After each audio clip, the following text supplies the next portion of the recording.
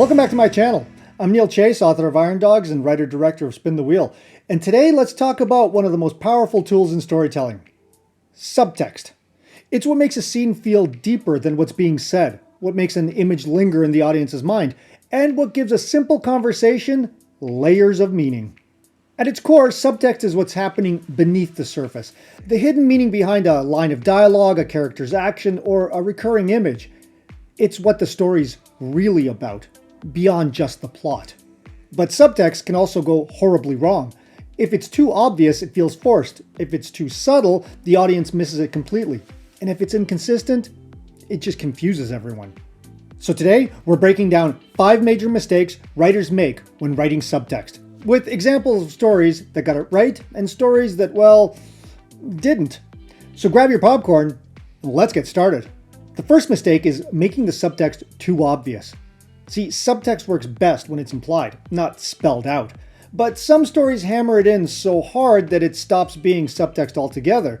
It's just text. This is especially common with thematic subtext, when a story has a deeper meaning but it's so in your face that it feels like a lecture instead of a narrative. If characters outright state the theme, or if audiences feel like they're being preached to, then the subtext is too obvious. It feels preachy, forced, unnatural. Instead of engaging the audience, it talks down to them, making them feel like they're being told what to think rather than allowing them to interpret the story for themselves. For an example of a movie that makes this mistake, there's Don't Look Up. Though I enjoyed this satire about climate change, it's about as subtle as a brick to the face. It tries to create a subtext about political inaction in the face of climate change, but every character spells out the message. And instead of trusting the audience to pick up on the themes, it forces the point over and over until there's no room for interpretation. In fact, the characters directly compare the comet to climate change, and the dialogue is filled with lines like, "They just don't believe in science." So rather than showing how misinformation spreads naturally, the film forces the message through heavy-handed conversations and even lectures. The lack of subtlety makes it predictable. There's no deeper meaning to uncover, and instead of feeling like a tense, thought-provoking satire, it feels like an extended socio-political lecture. Now, for a movie that got it right, look at Jordan Peele's Get Out. It explores racism, but it never directly tells us what to think. Instead, it builds subtext through unsettling microaggressions, coded language, and disturbing behaviors that slowly reveal the underlying horror of the story. Through language and actions, time and again, Chris is objectified rather than treated as an equal, revealing what the people around him really think of him. But because the themes are built naturally through behavior and atmosphere, it never feels like the movie is preaching. So here's a pro tip. Create layers of meaning. Trust your audience. Show. Don't tell. If the theme is obvious in every line of dialogue, then it's too much. Use implication, irony, and contrast instead of having characters outright say what they mean. For example, instead of a character saying, "War changes people," show their PTSD through their actions. Say, hesitating before pulling the trigger, keeping a letter from home that they never open, or flinching at loud noises. Good subtext allows for multiple interpretations. If your story only has one possible takeaway, then it's too obvious. Our second mistake is making the subtext too subtle, or even non-existent. This is the flip side of making the subtext too obvious. Some writers bury it in so deeply that nobody can find it. It fails to add depth to the story, and everything stays at a surface level. Now, this often happens with dialogue subtext, where characters should be hinting at deeper emotions or motivations, but instead it just feels like small talk. Good dialogue subtext creates tension, hints at underlying feelings, or adds an unspoken layer to what's happening in the scene. Think about it. Real people rarely say exactly what they're thinking. They dodge, they imply, they hold things back. Good stories do the same. If your characters say exactly what they mean all the time, well, then there's no room for tension, for mystery, or even audience interpretation.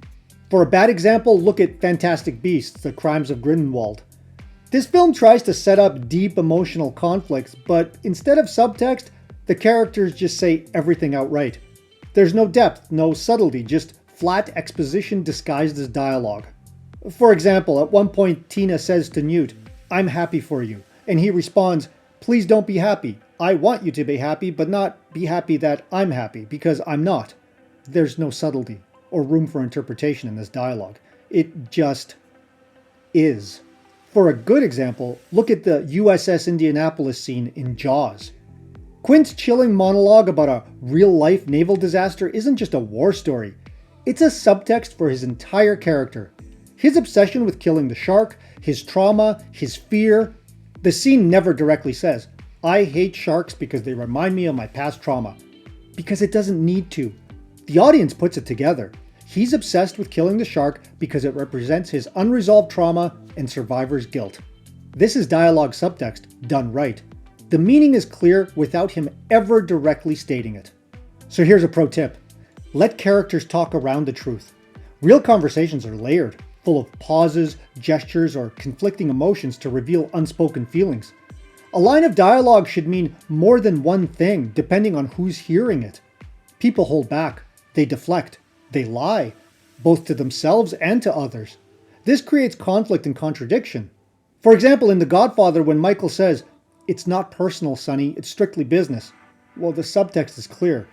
It absolutely is personal. So ask yourself, what is the character not saying in this moment? That's where the subtext is. Our next mistake is ignoring visual and imagery subtext. Subtext isn't just in dialogue, it's also in what we see. Some of the best storytelling happens through visual subtext, where an image or setting tells us something beyond mere words. Great films and books use visual metaphors and imagery to suggest themes, hint at character arcs, and build tension without spelling everything out. When this is done well, the audience feels the deeper meaning, rather than having it handed to them. But when it's done poorly or ignored entirely, the story becomes flat, and everything has to be explained through dialogue or narration. Sometimes the biggest mistake isn't using bad visual subtext, it's not using it at all. So instead of trusting the audience to pick up on visual cues, some movies and books rely entirely on characters talking about what they feel or explaining the theme outright. For a bad example, look at Suicide Squad. Instead of letting visuals speak for themselves, this film over-explains everything. Harley Quinn's "property of Joker" shirt isn't subtext, it's just text. Deadshot's motivation to protect his daughter is mentioned constantly, instead of being shown through meaningful visual moments. And every character is introduced with flashy on-screen text explaining their personality, instead of letting us learn who they are through the story. The result? Well, instead of trusting the audience to pick up on details naturally, the film spoon-feeds everything, killing tension and immersion. For a good example, look at Blade Runner 2049. The film never tells us how isolated and broken Kay feels. We see it in the visuals. The endless, desolate cityscapes, the cold, sterile, artificial environments, the muted colors of his world, the way his small, empty home lacks any real human connection, the way he interacts with his AI companion versus actual people. The world itself reflects his emotional state. These visual elements reinforce the film's themes of identity, loneliness, and what it means to be human, without a single line of dialogue having to explain it. So here's a pro tip. Use symbolism and motifs. Objects, locations, or recurring images should reinforce your story's deeper themes and show character emotion through the environment. Color and lighting can set the mood, and action will tell the story.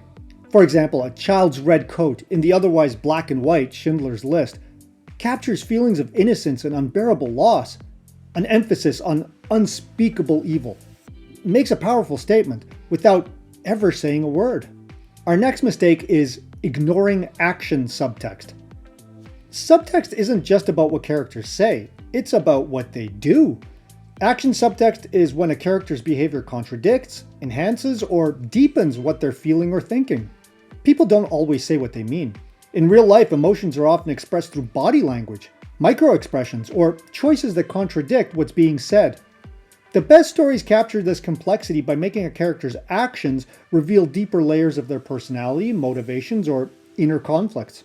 But when action subtext is ignored, you end up with characters who just say exactly what they're feeling, which feels forced and unnatural. If a character always explains their emotions instead of showing them, it removes tension, subtlety, and engagement from the story. For a bad example, look at the Martha scene in Batman v Superman: Dawn of Justice.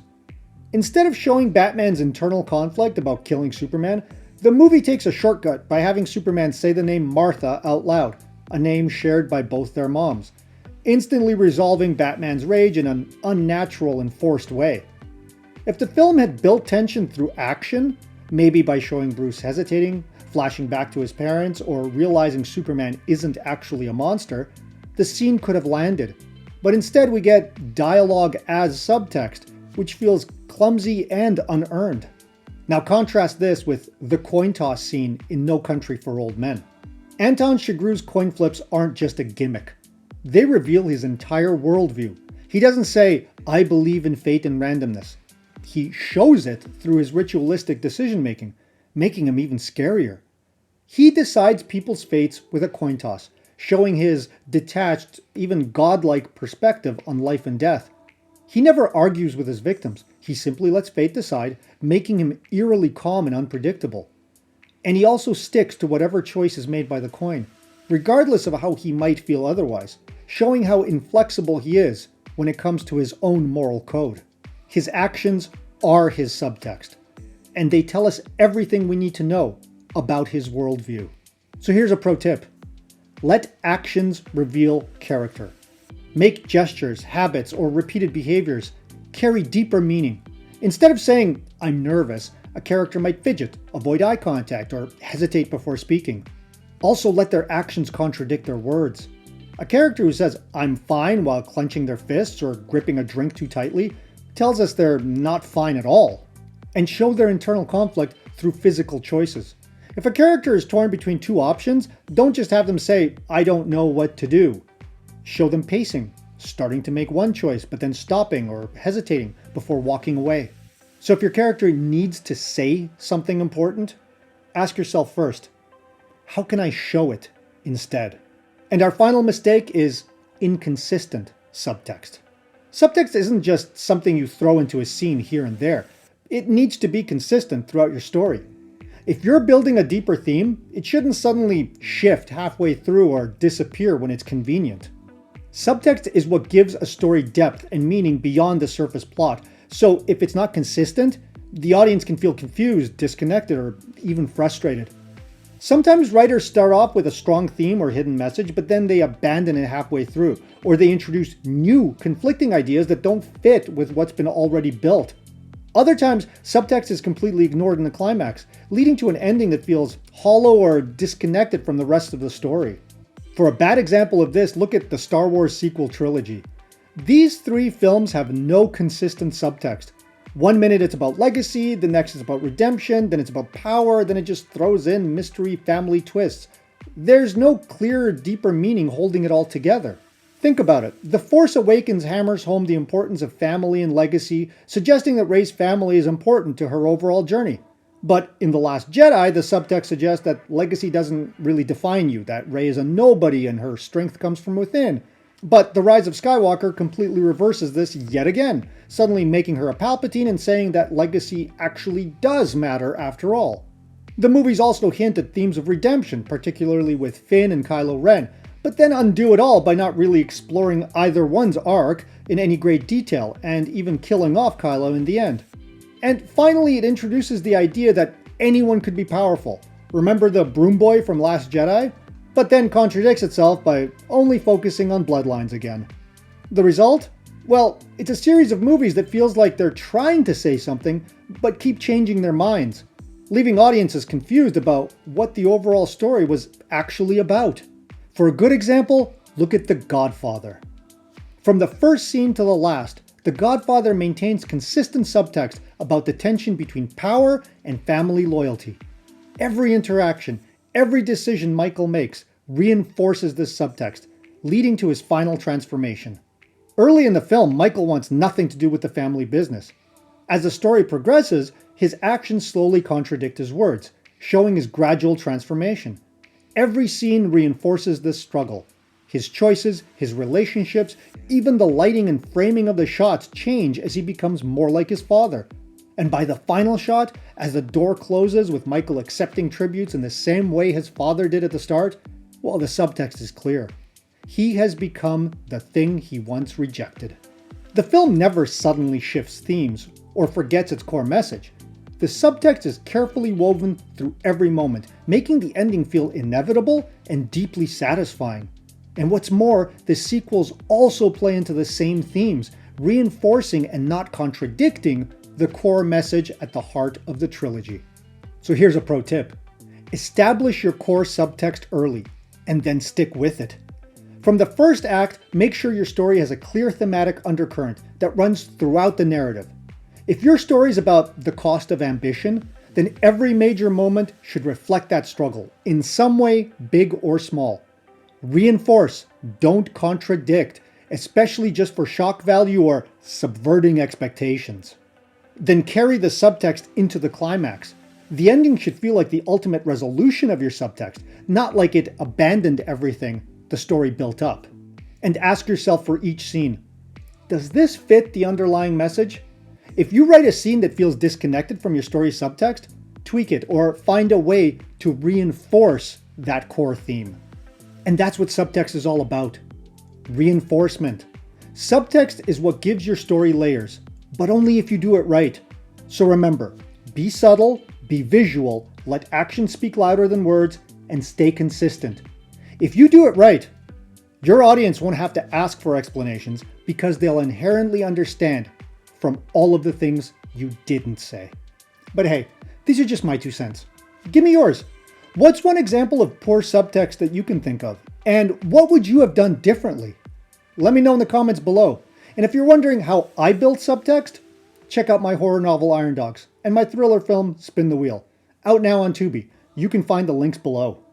And if you find yourself making these kind of mistakes, or you feel like you're not getting any traction with your own story or script, or if you're a producer or filmmaker who has a good concept for a script but something's lacking in the execution, preventing you from getting, say, investor interest or funding lockdown, well then contact me on my webpage, neilchasefilm.com, through the link below. Let's talk.